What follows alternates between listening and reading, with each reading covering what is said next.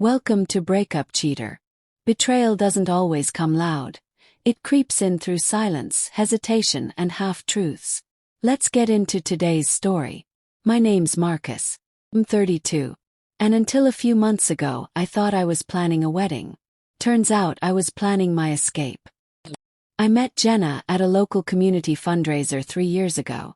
I was there because my best friend, Leo, had convinced me to donate labor hours from my construction company for a silent auction. Jenna was there supporting a friend who was hosting the event. She wasn't flashy. Long dark hair, simple dress, and this animated way of talking with her hands like everything she said mattered.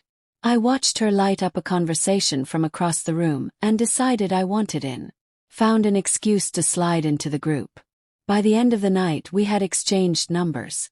Everything after that moved fast. Within 6 months, we were glued to each other. By the end of the first year, she'd moved into my apartment. Jenna worked as a freelance photographer. Mostly weddings, portraits, promotional stuff for small businesses. Her schedule was flexible. Mine wasn't. I worked long, steady hours, but she said she liked that. Said it grounded her. The proposal wasn't elaborate. One quiet Friday night after a rough week, I made her dinner.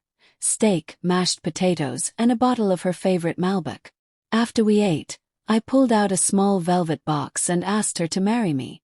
She said yes before I finished the sentence, with tears in her eyes and a grip around my neck like she'd never let go.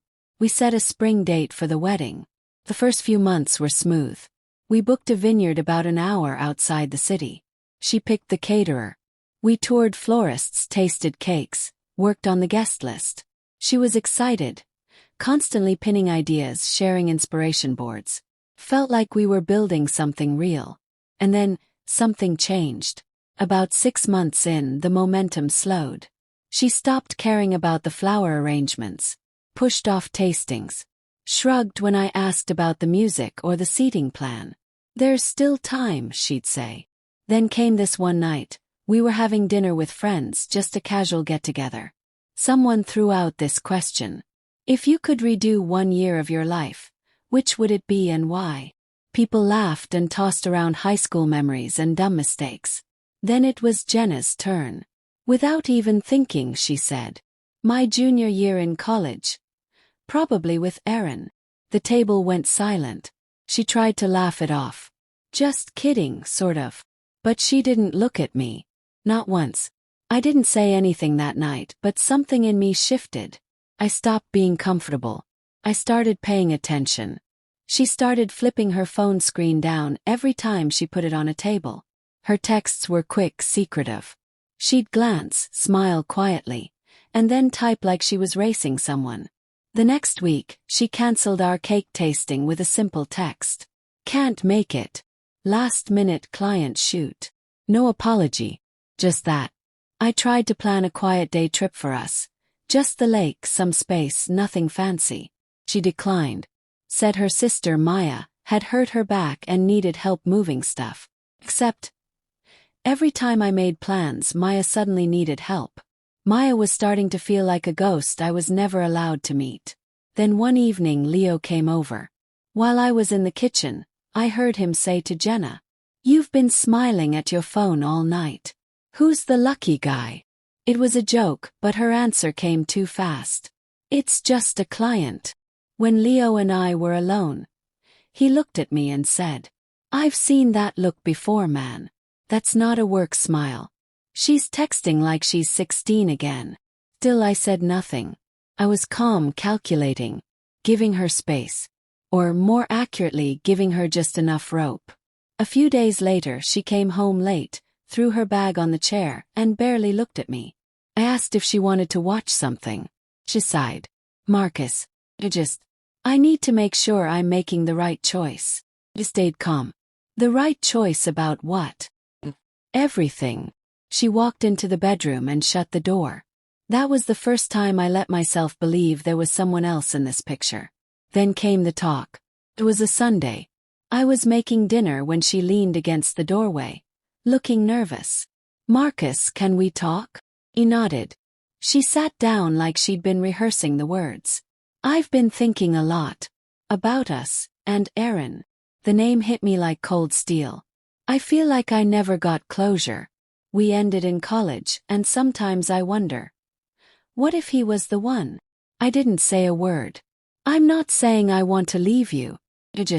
I need a break. Few weeks, maybe a month, to figure it out. So while you're sorting out your heart, I just pause my life. Yes. It's not like that. It's exactly like that. Still, I didn't yell. I didn't beg. I gave her what she asked for. All right. Take your break. She seemed surprised. I'll go stay at Maya's. Just some space. We'll talk soon. He nodded. She left that night, suitcase in hand. What she didn't know was that she'd just given me all the clarity I needed. The moment the door clicked shut, I got to work. I canceled the vineyard. Got a partial refund. The caterer, the photographer, the florist, called them all. Whatever could be refunded was. What couldn't, didn't matter. The joint credit card. Closed. Our lease. I emailed the landlord and initiated an early termination. I boxed her things. Every lens, every framed photo, every article of clothing. Labeled each one and stacked them neatly in the corner.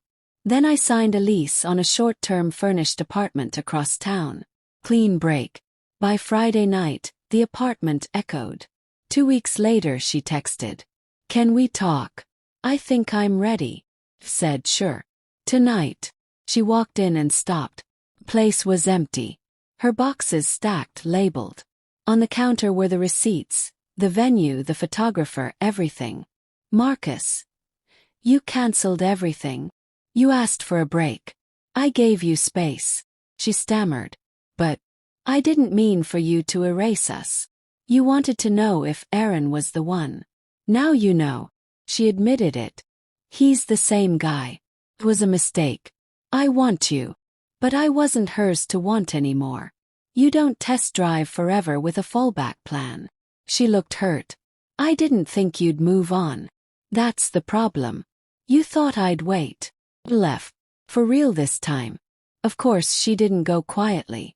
Within days, her Instagram was full of half-poetry captions. Some people can't handle real love. You don't throw away diamonds for stones. I didn't respond. Instead, I sent one message to both families and close friends. Jenna and I have ended our engagement after several difficult conversations. I won't be sharing details, and I'd appreciate everyone respecting both our privacy. Thank you. Then I blocked her on everything. He tried once more. Showed up at my new place after someone slipped her the address. Told me she wanted to fix things. Said she realized too late that Aaron wasn't it, and that I was. I told her plainly. You walked away from forever to chase a maybe. I deserve more than that. I left her sitting on that bench. Didn't look back. She thought I'd wait while she explored her options. Instead, I let her walk, and closed the door behind her. No drama. No revenge. Just a clean exit. Thanks for watching Breakup Cheater. If this story hit a nerve, let us know in the comments. And if you've ever been someone's second choice, remember this. You were never the problem. You were the lesson. Don't forget to like, subscribe, and turn on notifications for more stories just like this. More is coming.